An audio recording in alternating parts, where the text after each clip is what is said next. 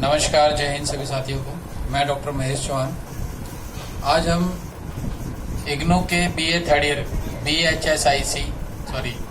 BPAE 104 का एक topic करेंगे, प्रशिक्षण का क्या अर्थ है।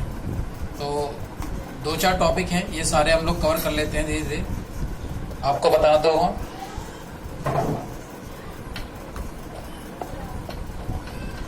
आई होप आप लोग सभी अपने घर में होंगे और सभी ठीक होंगे, सुरक्षित होंगे। बस निवेदन यही है सभी से, सभी घर में रहे अपने। चलिए टॉपिक शुरू करते हैं। हमारा टॉपिक है प्रशिक्षण का क्या अर्थ है। तो प्रशिक्षण का शाब्दिक अर्थ किसी खास कला, व्यवसाय अथवा पेशे में शिक्षा देना है। लोक प्रशासन में प्रशिक्षण का अर्थ किसी कर्मचारी की कार्यकुशलता, शक्ति और बुद्धिमत्ता सुधारने तथा वांछित दिशा में उसकी रुचि और मूल्य प्रणाली विकसित करने के लिए सक्रिय प्रयास करना है। व्यापक और सामान्य शब्दों में प्रशिक्षण जीवन पर्यंत की प्रक्रिया है। बाल्य व्यवस्था से हमारे जीवन में हमें औपचारिक रूप से और अनजाने में प्रशिक्षण किया जाता है, परंतु सीमित और विशेषीकृत रूप में सिविल कर्मचारियों का प्रशिक्षण एक सुविचारित प्रयास है। इसका उद्देश्य सिविल कर्मचारियों के नियमी कार्यों में उनकी विशिष्ट कार्यकुशलता और व्यावसायिक क्षमता बढ़ाना है। विलियम ट्रॉपी ने प्रशिक्षण की परिभाषा इस प्रकार की है: विद्यमान सरकारी स्थिति में कर्मचारियों की प्रभाविकता बढ़ाने के लिए उनमें कार्यकुशलता, आदतें, ज्ञान और अभिरुचि विकसित करने तथा भावी सरकारी स्थिति के लिए उन्हें तैयार करने की प्रक्रिया है प्रशिक्षण। प्रशिक्षण के अर्थ के बारे में हम ये कह सकते हैं कि प्रशिक्षण एक सक्रिय, सुविचारित और सुनियोजित है। प्रशिक्षण विशिष्ट और सीमित है। प्रशिक्षण इसका तात्पर्य विशेष कार्य अथवा व्यवस्था के बारे में शिक्षा देना है। आई होप आपको वॉइस क्लियरिटी ठीक आ रही होगी। थोड़ा सा वॉइस क्वालिटी को थोड़ा ठीक कर लेते हैं। एक मिनट छोड़ दीजिए। हेलो, हाँ ठीक है। इसका तात्पर्य विशेष कार्य अथवा व्यवस्था के बारे में शिक्षा देना है। इसका प्रयोजन कर्मचारियों को उनके कार्य में कार्यकुशलता, ज्ञान और प्रभाविकता सुधारना है। इसका लक्ष्य कर्मचारियों को उच्च जिम्मेदारियों के लिए तैयार करना भी है। प्रशिक्षण का क्या उद्देश्य है, इसका उद्देश्य जान लेते हैं। सिविल कर्मचारियों के प्रशिक्षण के सबसे अधिक महत्वपूर्ण कुछ उद्देश्य निम्नलिखित हैं, जिनमें है, पहली बात करते हैं। पहला है, प्रशासन में प्रशिक्षण कर्मचारियों की दक्षता सुधारता है। दूसरा, प्रशिक्षण कर्मचारियों की व्यावसायिक कार्यकुशलता और ज्ञान बढ़ाता है ताकि वे अपने काम प्रभावी ढंग से कर सकें। तीसरा है, प्रशिक्षण नए कर्मचारियों को संगठन में प्रवेश कराता है और उसे संगठन के लक्ष्यों तथा उद्देश्यों, संगठन में उसकी अपनी भूमिका तथा उसके कार्यों के निर्वहन की तकनीकी और पद्धति की जानकारी देता है। इसके फलस्वरूप कर्मचारी संगठनात्मक लक्ष्यों को प्राप्त करने में अपना सर्वोत्तम योगदान दे सकते हैं। चौथा पॉइंट है, संगठनों के लक्ष्यों को और तकनीकों में लगातार परिवर्तन होते रहते हैं, इसलिए प्रशिक्षण कर्मचारियों को नए संगठनात्मक परिवर्तनों के अनुकूल बनाया जाता है या बनाता है। पांचवा पॉइंट है, प्रशिक्षण नए भर्ती किए गए व्यक्तियों में विद्यमान कमियां पूरी करता है।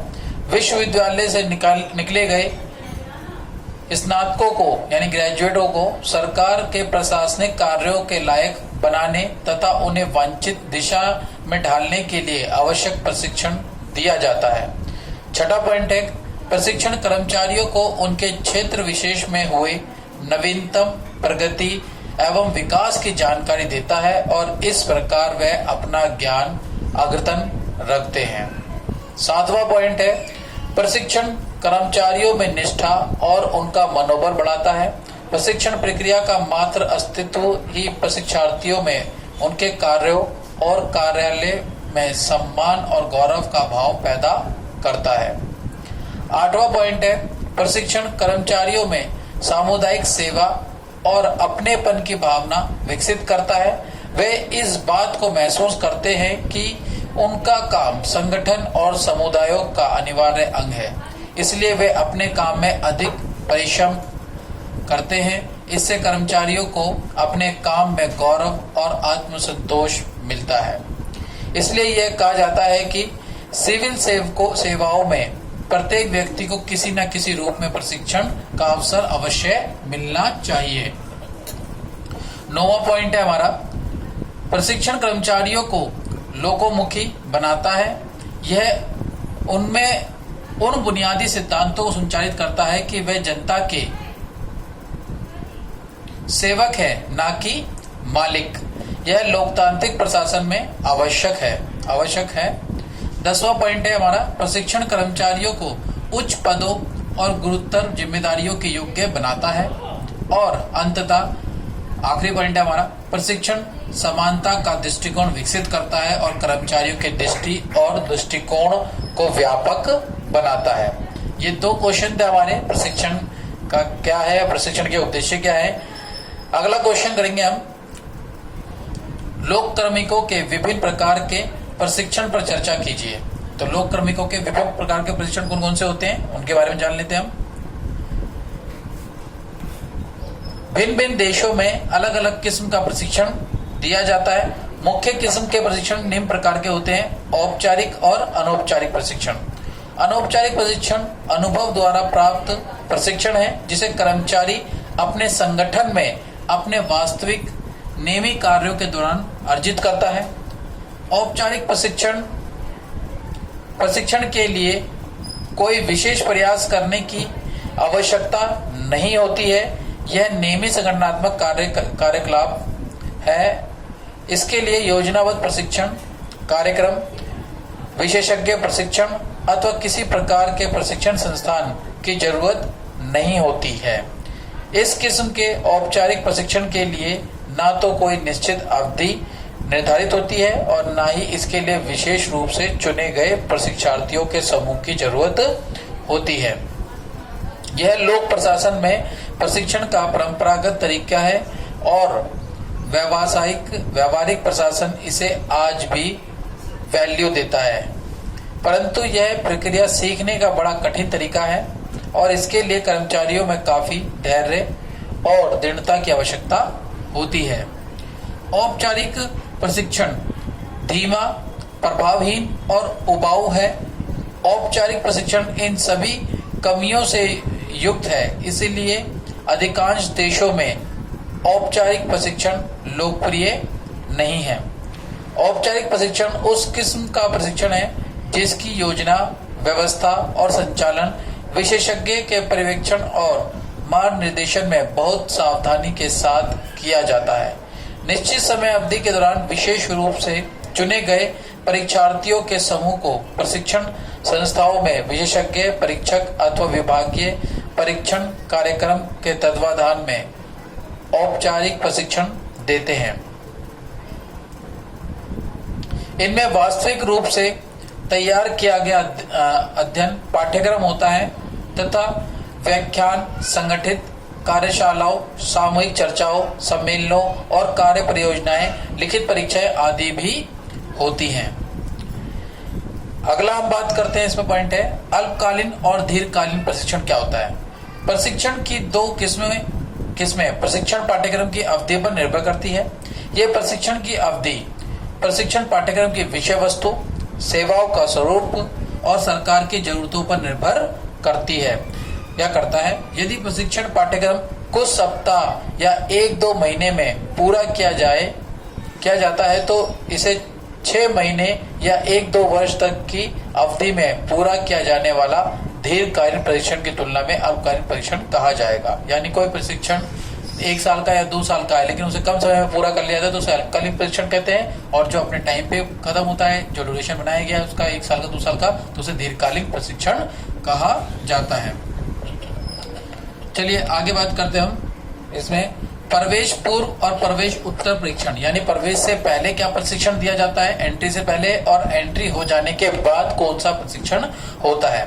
ऊपर दिए गए नामों से स्पष्ट है कि सिविल सेवकों में प्रवेश करने से पहले दिया गया प्रशिक्षण प्रवेश पूर्व प्रशिक्षण होता है, यानी एंट्री करने से पहले उसमें क्या होता है, वो प्रवेश पूर्व प्रशिक्षण होता है। जबकि किसी व्यक्ति को सेवा में प्रवेश होने के बाद दिया गया प्रशिक्षण प्रवेश उत्तर प्रशिक्षण कहलाता है।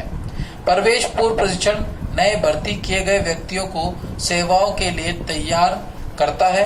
कॉलेज और विश्वविद्यालय की शिक्षा और व्यावसायिक अथवा तकनीकी शिक्षा को प्रवेश पूर्व प्रशिक्षण कहा जाता है। यानी कॉलेज में मिली हुई शिक्षा या टेक्निकली कोई एजुकेशन वो हासिल करता है तो वो प्रवेश पूर्व परीक्षा कहलाती है। लेकिन जब वो सिविल सर्विसेज में या किसी डिपार्टमेंट में ज्वाइन हो जाता है उसके बाद जो उसको ट्रेनिंग दी जाती है उसे प्रवेश उत्तर यानी एंट्री के बाद का प्रशिक्षण कहा जाता है।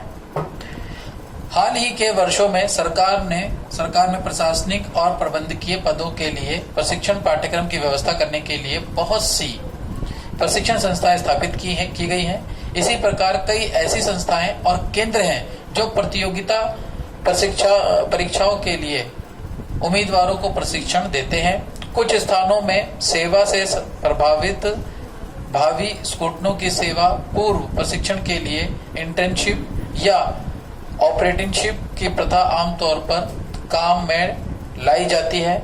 कुछ विश्वविद्यालयों और कॉलेजों में व्यावसायिक प्रशासनिक प्रशिक्षण भी दिया जाता है। संयुक्त राज्य अमेरिका और कई अन्य पश्चिमी देशों में व्यापक सेवा के लिए पूर्व प्रशिक्षण कार्यक्रम दिया जाता है। यह है केंद्रीय और विभागीय प्रशिक्षण। अब ये बात करते हैं हम लोग, हमने कहा था कई सारे हमारे प्रशिक्षण के प्रकार हैं। तो केंद्रीय और विभागीय प्रशिक्षण क्या होता है? केंद्रीकृत और विभागीय प्रशिक्षण, जब किसी कार्यालय या विभाग में प्रशिक्षण कार्यक्रम संचालित किया जाता है तो उसका उद्देश्य विभाग से संबंधित विशिष्ट ज्ञान और कार्यकुशलता में सुधार करने तक सीमित रहता है और इसे केवल उसके अपने कर्मचारियों के लिए ही चलाया जाता है। तो यह विभागीय प्रशिक्षण कहलाता है जो वो अपने डिपार्टमेंट से संबंधित काम करता है। इस प्रकार का प्रशिक्षण विभाग के अनुभवी अधिकारियों द्वारा स्वयं दिया जाता है। इस किस्म के प्रशिक्षण का उदाहरण पुलिस प्रशिक्षण कॉलेज है। परंतु जब केंद्रीय प्रशिक्षण एजेंसी द्वारा कई विभागों के अधिकारियों को प्रशिक्षण दिया जाता है तो यह केंद्रीकृत प्रशिक्षण कहलाता है। भारत में केंद्रीकृत प्रशिक्षण प्रणाली का उदाहरण लाल बहादुर शास्त्री प्रशासन अकादमी के प्रशिक्षण पाठ्यक्रम है। कार्यकुशलता प्रशिक्षण और पृष्ठभूमि प्रशिक्षण।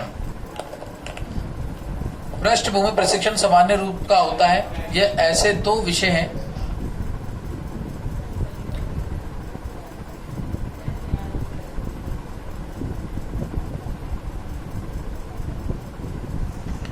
अगला टॉपिक है हमारा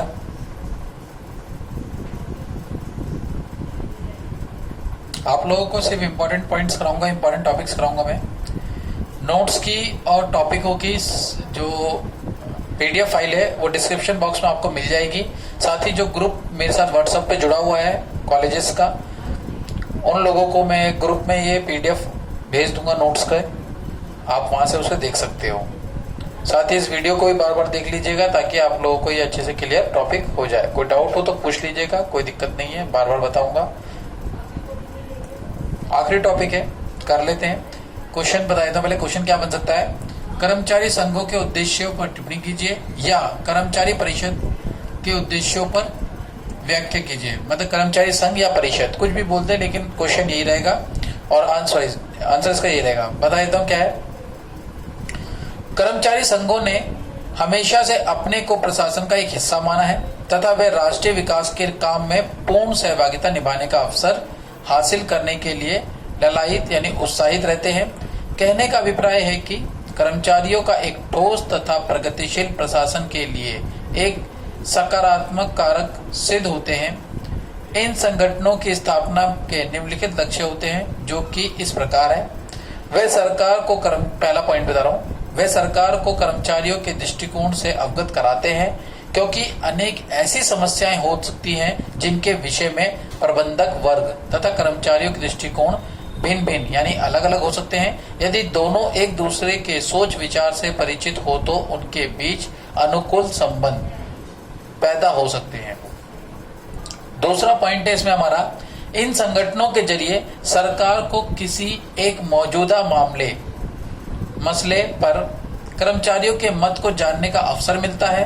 वैसे भी कोई सरकार अपने प्रत्येक कर्मचारियों से व्यक्तिगत रूप से संपर्क नहीं कर सकती है, इसलिए उनसे एक संगठन के माध्यम से आसानी से संपर्क किया जा सकता है और संगठन का मत ही अंत गौरतव्य सभी कर्मचारियों का सामूहिक अभिमत बनकर प्रकट होता है। चूंकि संगठन कर्मचारियोयों का अपना होता है, इसीलिए यह सुख दुख की हर घड़ी में उनका साथ निभाता रहता है। कहने का मतलब है कि कर्मचारियों तथा संगठन में एक प्रकार की एकजुटता का एहसास पाया जाता है।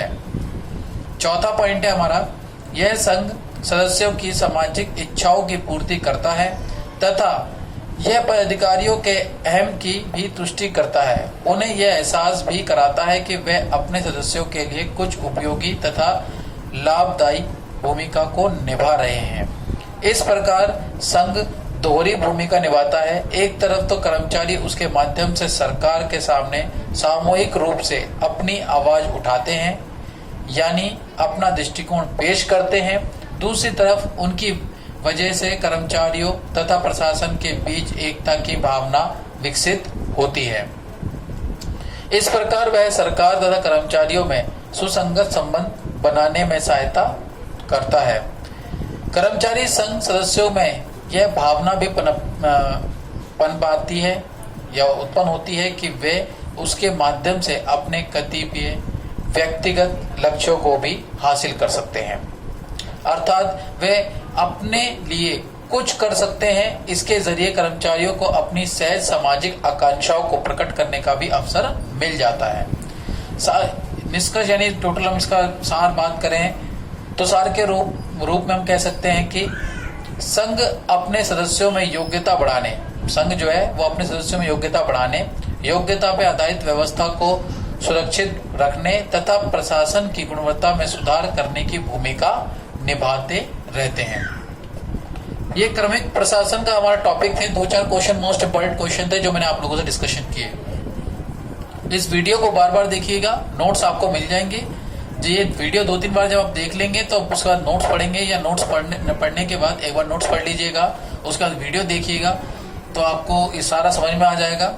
2-3 बार वीडियो रिवाइंड करके देख लीजिएगा, आपको ये पूरा टॉपिक अच्छे से क्लियर हो जाएगा। नोट्स डिस्क्रिप्शन बॉक्स में आपको मिल जाएंगे। साथ ही जो ग्रुप मेरे साथ व्हाट्सएप पे जुड़ा हुआ है अपने BA 3rd ईयर इग्नू का, मैं उन लोगों को ग्रुप में ये नोट्स शेयर कर दूंगा। देश में बड़ी समस्या उत्पन्न हो चुकी है इस समय कोरोना से, बहुत लोग प्रभावित भी हो रहे हैं, कई समस्याएं हैं, सभी लोग परेशान भी हैं। लेकिन इस परेशानी की घड़ी में बस हमें थोड़ी सहनशीलता दिखानी है, थोड़ा दृढ़ संकल्प करना है कि इस कोरोना को हराना है। आप लोग अपने घरों में रहिए, सुरक्षित रहिए। जय हिंद, जय भारत।